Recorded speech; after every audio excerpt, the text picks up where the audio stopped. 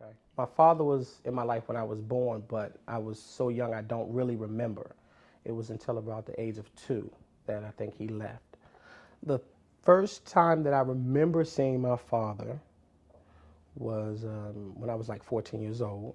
And it was interesting because my mom, she drove a cab. And so what happened was she essentially said, I'm going to take you to see your dad. And I was like, for real? And she said, yes. So she drove around. He was working, or he was hanging out, rather, in the park up in Silver Spring, Maryland. And she just drove down the street and was like, there's your dad in the park. And I looked, it was a group of them kind of like hanging around at a table.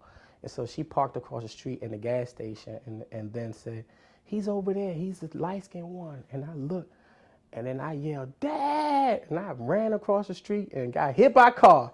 I was like, dang, that should have been an omen right there. My first time meeting this dude. But it was weird because when I got hit in the car, all I remember flying up in there, coming down, and landing in the street. But I was so excited, I guess adrenaline, it didn't really hurt me. But when all the people started to congregate around me, it kind of made me nervous. And then I ended up going to the hospital, and he was there. So that was like the introduction to him. And I don't really remember what he said when he first met me, but that was my introduction to him. He was very much, it's kind of cliche. The father has to provide. That's kind of the way he thinks. And if he's not providing, I'm not a father fit to be in your life. So every time he came around, we would do one or two things. Every time he came around, we would do one or two things. We would go to the park, the movies, or we would go to like the park, but he would always give me money. He would always give me $10 and my sister $10. And it was like, if he didn't, I noticed when he didn't come were the same times he wouldn't give the money. It didn't matter. It would be like, it was like he didn't get paid or something. To me, it wasn't about the money. It was just like, I wanted him to be there. So I'm a good guy, but I haven't always been a God-fearing man. Growing up, I grew up in a home where we didn't have a lot of food. So my first crime was around 8 years old. I was arrested for breaking into my school and stealing little things to sell. Like I would steal food from the cafeteria. It was during like the off season of school. And then I remember stealing from the Safeway, which is a grocery store in our area, was a grocery store. And the police would lock me up. And when they found out it was for food, they would like sometimes give me a break. But eventually, from that was the introduction. I think that was my first, I got my first criminal record when I was 8. And long story short, lo and behold, from one thing to the next, one crime to the next, I ended up in prison. And now I'm married and I have a 2-year-old son. All right, buddy, be careful. This is shape. What do you think? That's like a heart. No. That's a heart. That was for me. I can't really understand why my dad wasn't in my life. It's like, it's expected. I don't really understand how to say it. It's like you should be. Like, why wouldn't you want to be? I can't imagine not doing it. I can't imagine not being in his life. I just can't. I remember, okay, he's only 2. But my wife and I said the other day, it's like, what was our life like before David? It's like having a child. I don't know if this is with everybody, but with us, it was like, I couldn't remember. I know it's like, even though he's only 2, I'm 38, he was not present for 36 years. It seemed like he was always a part of my life. And so it's like, I can imagine not having him as a part, even when he wasn't there.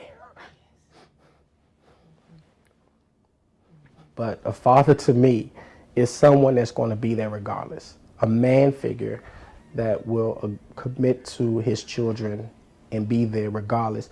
I think one of the things I commit to my son, and I told him this even though he may not understood me or not, I told him I committed to him. I said, I will always be there even if I don't agree with you.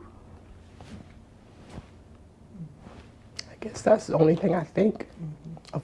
Even if I don't agree with you, or you make me mad, or I make you mad, I'm going to always love you and I'm going to always be there for you.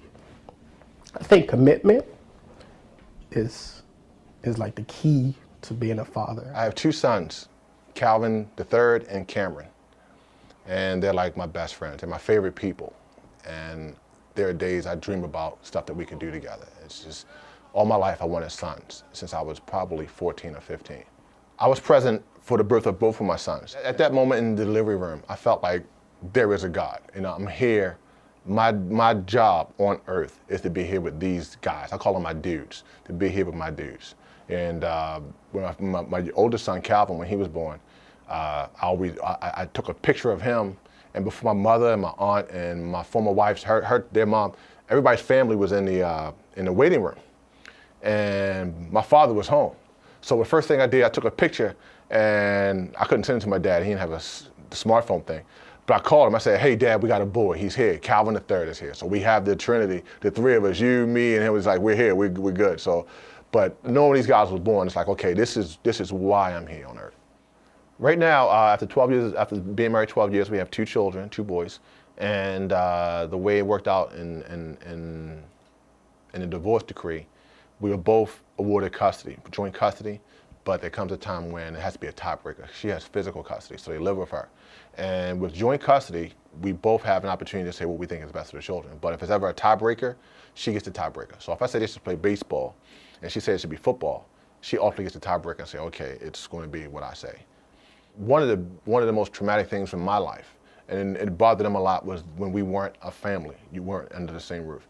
And I'll never forget, probably 2 or 3 months before we separated, they both had some kind of nightmare, and they both woke up within 10, 15 minutes of each other, screaming for daddy.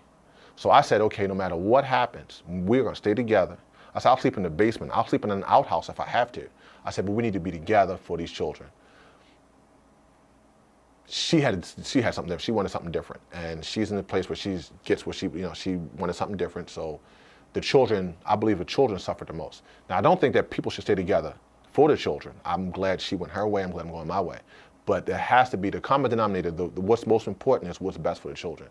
I think oftentimes in divorce, as adults, we're so angry about the other person, we lose focus on what's most important. That is the children.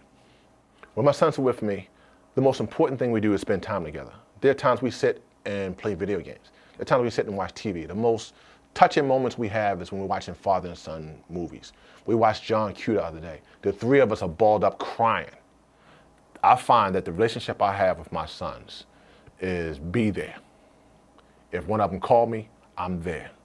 If I call them, they're there. If one of them call the other, they need to be there. And it's like I shed blood for my guys. I'll do anything for these guys. No matter what, I will be there. It's like it's not about the toys. It's not about where we go, how we do it. It's about being there. So again, fatherhood is being present in the lives of your children. I have two sons, Gerard Jr. and Carlo Young. And I have a grandson, Carlo Chidi Jr. I was 16 when I got pregnant. When the baby was born, I was 17. So we actually were pregnant when we got married, 5 months. We didn't have a clue. You know what I'm saying? We really didn't have a clue. You know, it was like another, like, okay. We didn't get nervous or stressed. I think the only thing that we thought about was, when was going to be the best time to tell our parents. My dad's a character. But no, there's a lot of things I could tell you about him. He's a hard worker, really hard worker. Yep. He's the kind of person that, he also really, really sacrifices for his family. Yeah. That's like a very important thing for him and a motivator. Like he'll sacrifice things for him that he may want for himself, to take care of everyone else first, and not, not look for any props on doing so. That's how he rocks, He's just like, old school, like man like that, you know what I'm saying? So, but, I think a father is going to take on a responsibility no matter how scary it is. It doesn't matter how daunting the challenge is. A father is going to stick through it and is going to try to continue to do his best, to care for his family, to care for his children, and